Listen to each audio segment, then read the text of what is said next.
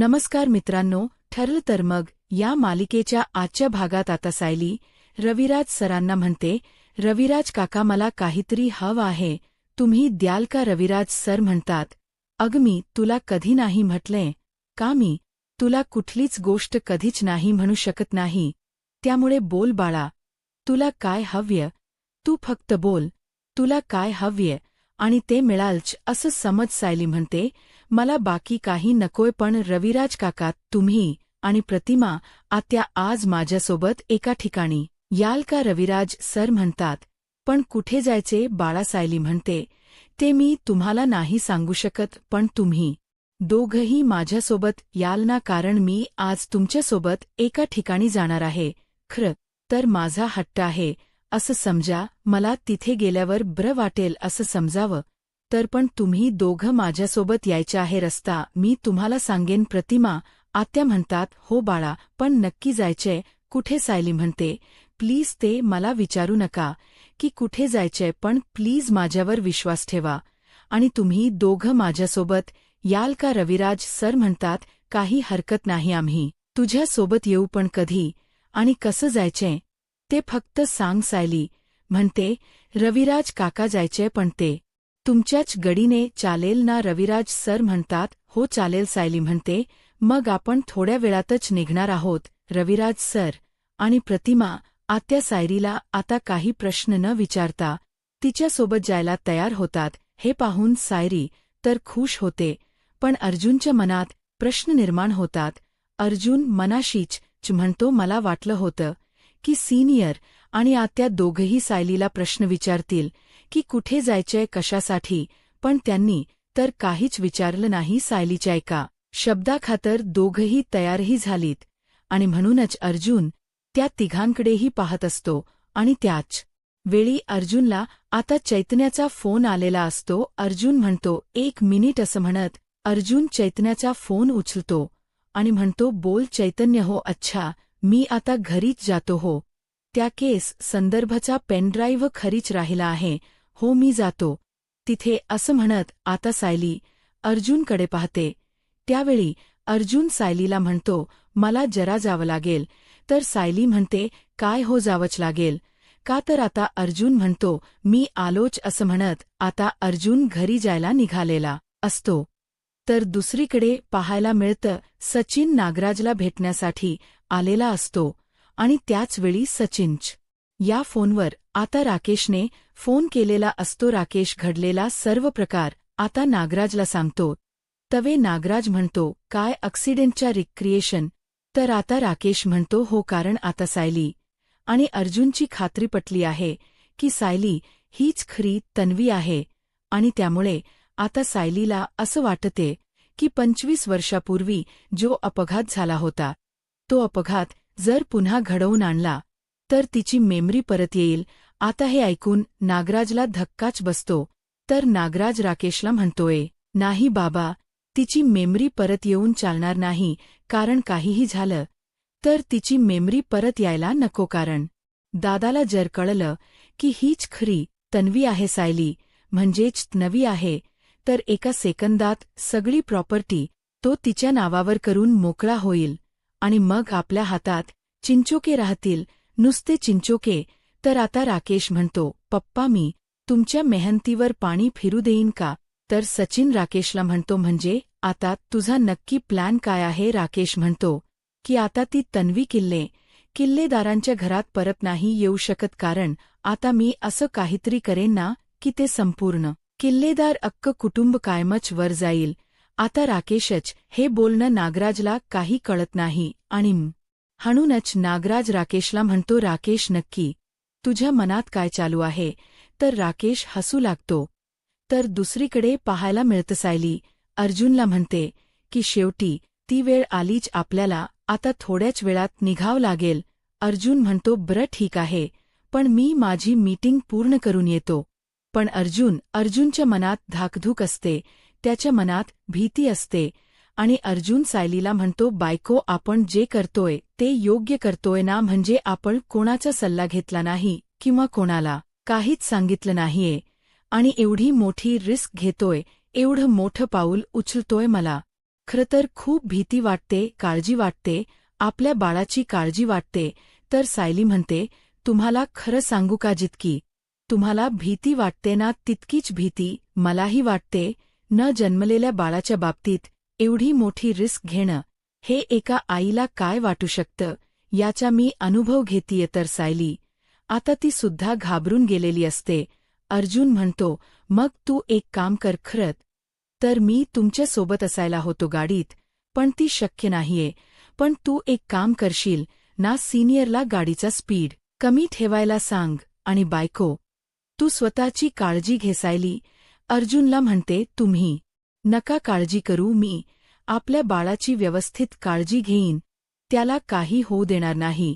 आणि देवी आहेस ना आपल्यासोबत, ती मला आणि माझ्या बाळाला काही होऊ देणार नाही. तिचेच आशीर्वाद आपल्या कुटुंबावर आहे, त्यामुळे तुम्ही नका काळजी करू. आता अर्जुनच्या मनात भीती असते. तर सायली अर्जुनला म्हणते, तुम्हाला एक सांगू का, आमचे मधुभाऊ काय म्हणायचे, जर आपला हेतू चांगला असेल तर समोरच्या गोष्टीला घाबरू नका, कारण यश तुमचंच आहे, ध्येय गाठता येतं. त्यामुळे प्लीज तुम्ही अजिबात घाबरू नका, आपल्याला यश नक्कीच मिळेल. आणि मी तुम्हाला अगोदरच वचन दिलं आहे की आपल्या बाळाला धोका पोहोचेल असं मी काहीही करणार नाही. मी कुठल्याही प्रकारचा त्याला धोका पोहोचू देणार नाही. जर मला वाटलं की पुढे काहीतरी धोका आहे तर हा माझा प्लन मी त्या क्षणी थांबवेल. तुम्ही नका काळजी करू. आणि तसंही तुम्ही असणारत ना मागे, मग तुम्ही कसं काय काही होऊ द्याल आपल्या बाळाला. तर अर्जुन म्हणतो, कधीच काही होऊ देणार नाही असं म्हणत आता जड अंतःकरणाने शेवटी अर्जुन आणि सायली दोघंही एकमेकांना शुभेच्छा देतात. आणि आता दोघांनीही ठरवलेलं असतं की हा अपघात रिक्रिएट करायचाच. आता अर्जुन सायलीला हाणतो, आलोच मी असं म्हणत आता अर्जुन घरी जायला निघतो. तर दुसरीकडे किल्लेदारांच्या घरी आपल्याला पाहायला मिळतं, प्रतिमाहत्या सुमन काकूंना म्हणतात, सुमन, मी सायली आणि रविराज म्हणजे थोड्या वेळाने बाहेर जाणार आहोत, संध्याकाळीच, आणि 1.5-2 तासाने येऊ परत, हो ना ग सायली.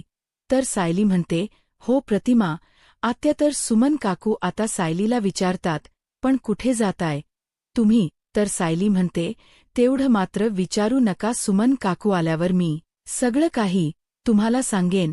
आता सुमन काकू, सायली आणि प्रतिमा आत्या यांचं बोलणं आता इथे राकेश ऐकतं असतो. तर सायली सुमन काकूंना म्हणते, ते म्हणतात ना, एखादी गोष्ट आधीच सांगितली तर ती मनासारखी होत नाही असं समजा, आणि म्हणूनच मी कोणाला काही सांगत नाहीये.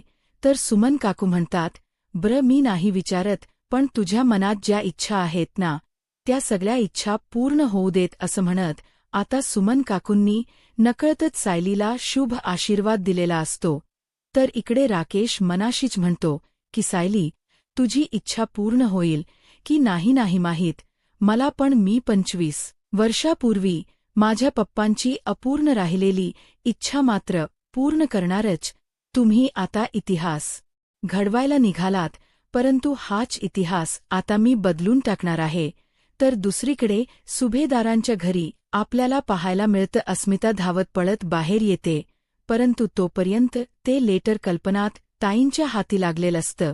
कल्पनाताई ते लेटर वाचतात आणि त्यावेळी त्यांना कळतं की अस्मिताला जॉब लागला आहे. अस्मिता येताच कल्पनाताई ते लेटर अस्मिताच्या हातात देतात आणि म्हणू लागतात, हे तुझ्या नावाचं एका कंपनीच ऑफर लेटर आहे, तुला जॉब लागला आहे. तर आता अस्मिता म्हणते, मी तुला सांगणारच होते मम्मा की मला जॉब लागला आहे.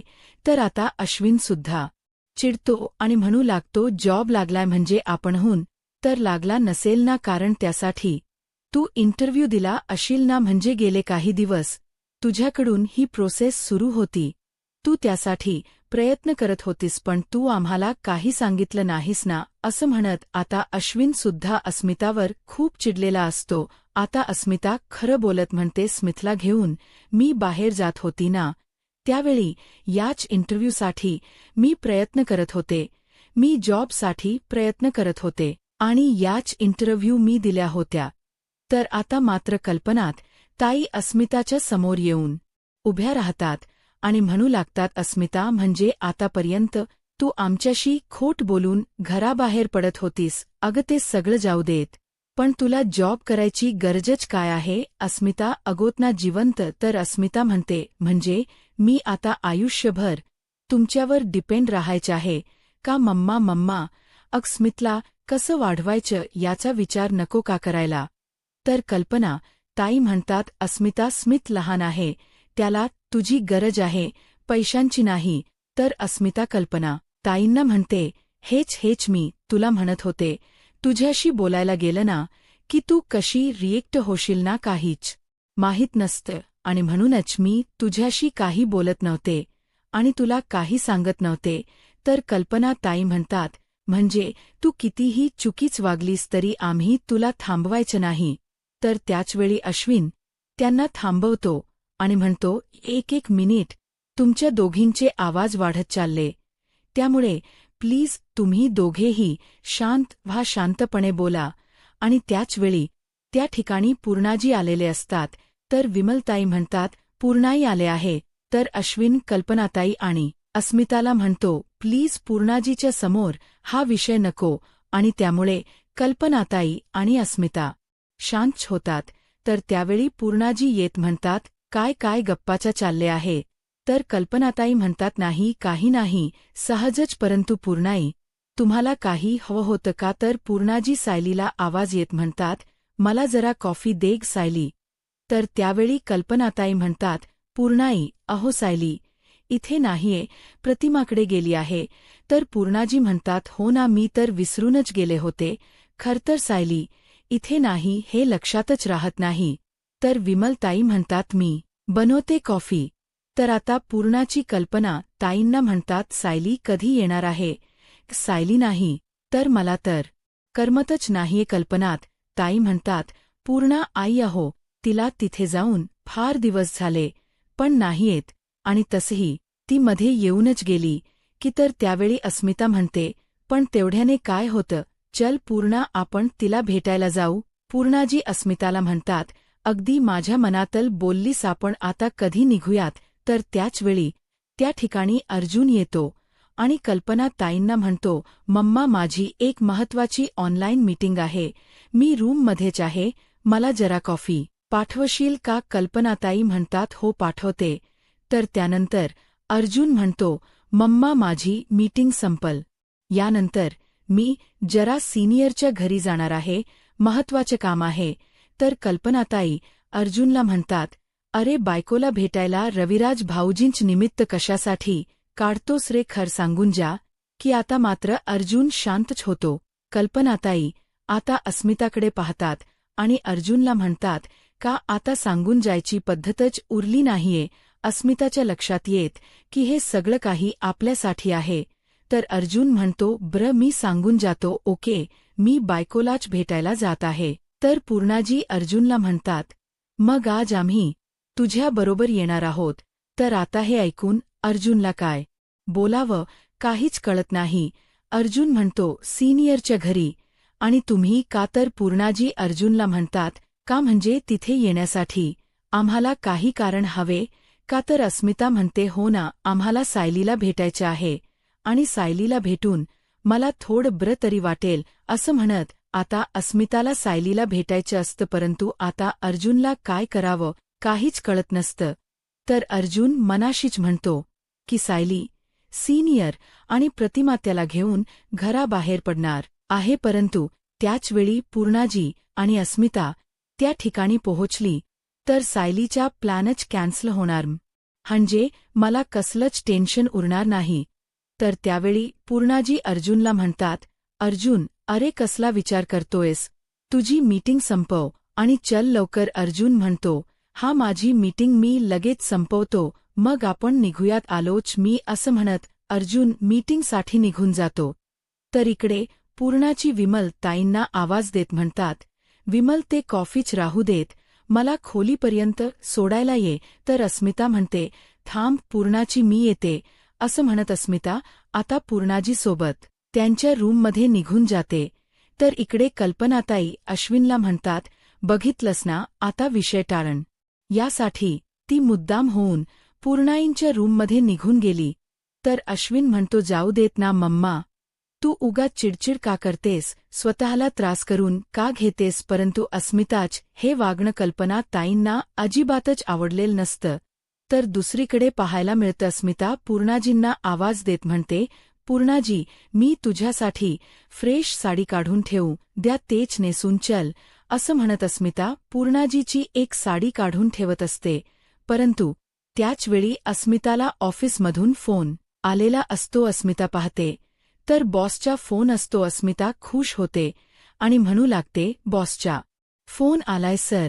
प्रतापराव कल्पना ताईंना म्हणते, खूप मेहनतीने मी माझं अस्तित्व, माझं नाव मिळवण्याचं कमवण्याचा प्रयत्न करते, पण हा सचिन दीक्षित माझी पाठच सोडत नाहीये. मी त्याला डिव्होर्स दिलाय ना, मग तरीसुद्धा तो माझ्या मागे का लागलाय. अस्मिताच्या डोळ्यात अश्रू असतात आणि ते पाहून कल्पनाताई पुढे येतात.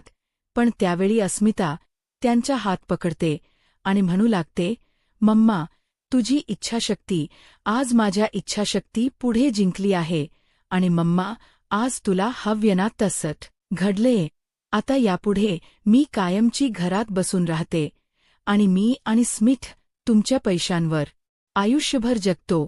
आता एकदम खुश ना. असं म्हणत अस्मिता रागाने तिथून निघून जाते. कल्पनाताईंना खूप वाईट वाटतं. कल्पनाताई म्हणतात, माझी अशी काहीच इच्छाशक नव्हती आणि मी असा विचारही केला नव्हता. पण खरं तर मी फक्त बाळाचा विचार करत होते. बाळाची मला काळजी वाटत होते. पण शेवटी मीच वाईट ठरले. प्रतापराव कल्पनाई ना शांत करण्याचा प्रयत्न करत असतात.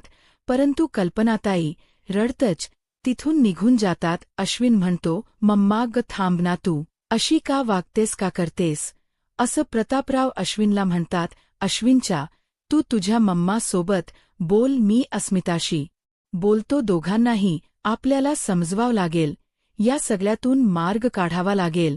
पण हो, यातलं सायली अर्जुनला काही कळायला नको, कारण सायलीला यातलं काही कळालं तर ती स्वतःला त्रास करून घेईन.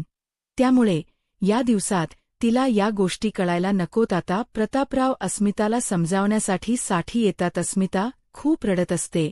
आता आपल्या वडिलांना पाहतात ती आपले डोळे पुसते. प्रतापराव अस्मिताला म्हणतात, अस्मिता, तू नोकरी शोधतेस हे मला खरंच माहीत नव्हतं, पण आता मला कळतं. तुझी धडपड मी पाहतोय.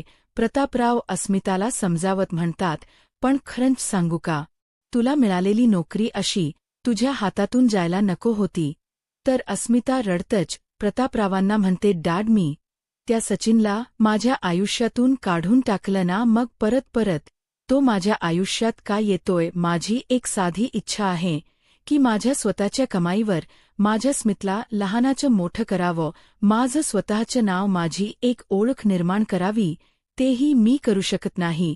आता प्रतापराव अस्मिताला समजावत म्हणतात, अस्मिता बाळा, तू असं का बोलतेस. अगेक नोकरी हातातून गेली म्हणजे सगळं काही संपलं असं तर होत नाही ना. आणि सचिन असं किती तुझं वाईट करणार आहे. एक नोकरी गेली आहे, 2 जातील 4 जातील, पण सगळीकडेच तर तो पोहोचू शकत नाही ना. हे बघ बाळा, त्या सचिनमुळे तू तुझ्या आयुष्यात खचून जाऊ नकोस, स्वतःला त्रास करून घेऊ नकोस. मला खात्री आहे की लवकरच तुला तुझ्या योग्यतेचा जॉब मिळणार आहे. तर अस्मिता म्हणते, म्हणजे डॅड, मी जॉब केलेला तुम्हाला चालणार आहे. आता मात्र प्रतापराव शांतच होतात. तर अस्मिता म्हणते, पण डॅड, मला ते आवडणार नाही. प्रतापराव म्हणतात, पण खरं सांगू का अस्मिता, मला सुद्धा ते आवडणार नाही, कारण मला खात्री आहे की तू आणि स्मित या घरात अगदी व्यवस्थित राहू शकता. पण तुझी इच्छा आहे ना नोकरी करायची, मग मी तुझ्या इच्छेच्या आड येणार नाही. आता अस्मिता खुश होते. पण अस्मिता आता प्रतापरावांना म्हणते, डॅड, तुम्ही, मम्मा, घरातील सर्वजण कुठल्याही क्षणाला कुठलीही सिच्युएशन आली तरी माझ्यासोबत आहात. पण डॅड, आता मला स्वतःला हातपाय मारायचे आहे, स्वतःला काहीतरी प्रयत्न करायचे आहेत आणि म्हणूनच माझी ही धडपड चालली आहे. पण डॅड, काही केल्या मला यश मिळतच नाहीये हो, आणि म्हणूनच मला आता खरंच खूप खचल्यासारखं वाटते. माझी इच्छाशक्ती संपत चाललीय, माझा धीर सुटत चाललाय. मला काय करावं काहीच कळत नाही. तर प्रतापराव अस्मिताला समजावत म्हणतात, अगं वेडी आहेस का तू जर असा विचार केलास तर मग तू या सगळ्यामध्ये हरशील आणि सचिन जिंकला असा त्याचा अर्थ होईल, हे चालणार आहे का तुला? तर अस्मिता म्हणते, अजिबात नाही. पण डॅड, मी ज्यावेळी जॉबच्या इंटरव्ह्यूला जात होते त्यावेळी मम्माला मी काहीच सांगून जात नव्हते, पण स्मितला घेऊन जात होते.